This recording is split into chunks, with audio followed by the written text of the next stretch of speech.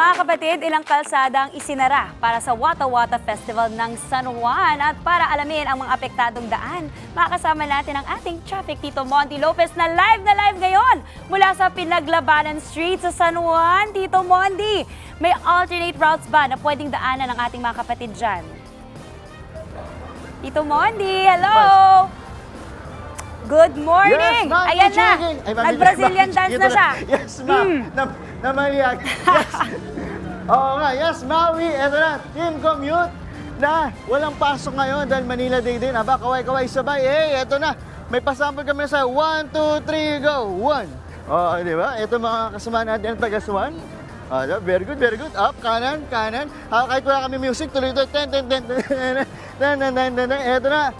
Miss Maui, David, eto Maui. Dito nga sa Pinaglabanan Street, magsisimula na yung pagsasarado ng kalsada. Tuloy-tuloy pa pagsisimula natin mula alas 7 ng umaga hanggang alas 2 ng hapon. Ang mga isasarado po. Ito, makikita nyo, itong nakatayo tayo. Pinaglabanan Street, sayo lang po. P.A. Narciso Street, Dr. E. Ejercito Street, Alvarez Street, at Attorney A. Mendoza Street. Pero dahil sarado po yung mga nabanggit namin mga kalsada, ang alternatibong ruta po ay M. Pattern Street and N. Domingo Street. Ayan. So, pero, ito paalala lang din po Ayan.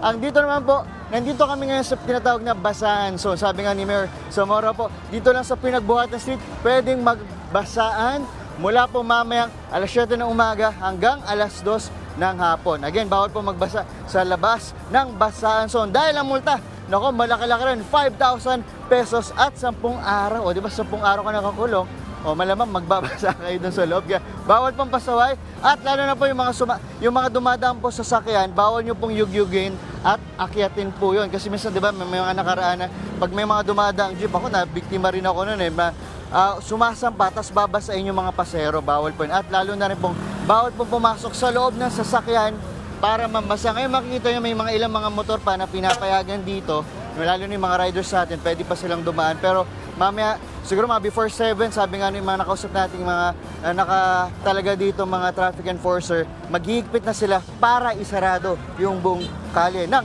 Pinaglabanan Street. At dito makikita nyo, pit natin, meron na rin mga kapatid tayo dito na mga fire trucks dito na naka-ready na rin sila para sa magsasagawang basahan. Sila lang pwedeng magbasa na may pressure. Sila lang yung allowed. Ibig sabihin sila yung legit natin dito na magbabasa. Again, dahil nga may gantong okasyon tayo, itong Wata Wata Festival, Maui, suspended po ang coding sa Manila. Dito lang po sa Manila, yung 5 and 6, mula 7 hanggang 10 ng umaga at 5 to 8 ng gabi. Pero may coding pa rin po sa Metro Manila. Except nga lang dito sa Manila, asa natin mga dancers. Ayan, yan muna ating live update mula dito sa San Juan Street. Balik sa inyo, Maui. Energy! Ayan, energy nga naman. Tito Monty, maraming salamat sa mga updates mo. Enjoy kayo dyan. Mga kapatid, kamustahin naman natin ang mga kapatid nating commuter ngayong Wata Wata Festival. Kasama syempre ang ating traffic Tito Monty Lopez na live pa rin sa San Juan. Tito Monty, balita ko may sorpresa ka para sa mga taga San Juan. Ano na, Tito Monty? Kamusta ang buhok mo dyan? O, di ba wala na tayong na-report? Game na ba? Ayan na! Game na! Tito Monty! Sayaw! Sir, sayaw! Sayaw! Sayaw! Sir, sayaw muna kayo. Tuloy pa tayo. Sayaw, eto na. Maui, sayaw! Sayaw! Sayaw! O, di ba? Team commute, kaway-kaway, sabay! Anong sigaw ng bayan? Sir, sigaw ng bayan? Sigabo! Sigabo! Sigabo! O, di ba? Maui, parang iga. Anong iga to? Sigabo? Ito, Maui, nagubad na tayo dito. At ito, kasama natin, bababa tayo, nagubad tayo ng sapatos. Ayan. Sino ba leader na dito? Si Kuya Will ng Independent Order of Odd Fellows. Sir, good morning. Teka. Sir, babasahin kita, di ako makapag-report. Sir, teka. O, back to studio na lang.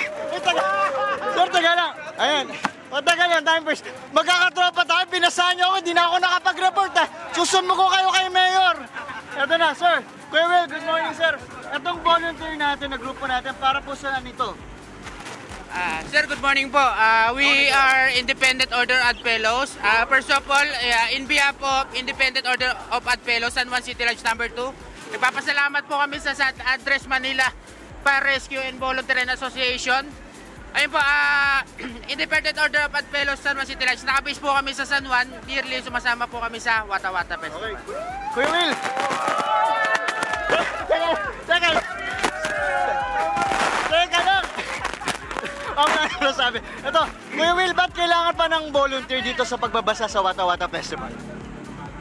Ayun, naging tradisyon po kasi sa San Juan na fiesta na nagbabasaan. Then, ayun po, to participate, nagbo-volunteer po kami para makilahok sa basaan. Okay. Ang maganda rito, Maui, mamimigay din yung grupo nila ng libreng Water gun po, water gun po. Okay, very good. At ito nga po, bukod sa mga volunteer natin, nahulog ka, nahulog.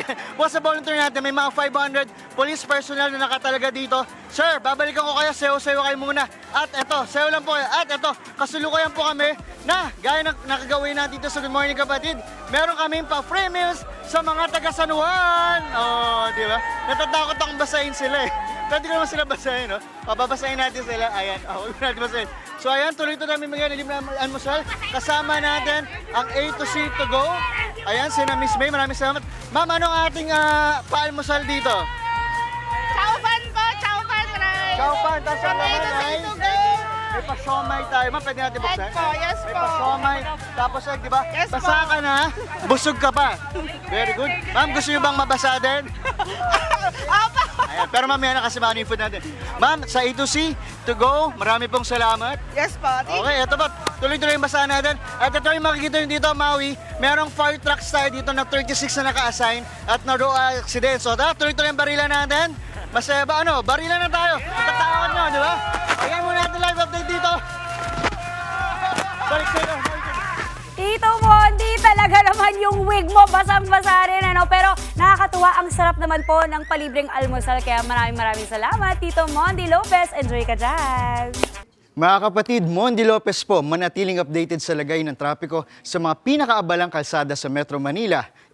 Mag-follow at subscribe na sa social media pages ng News 5.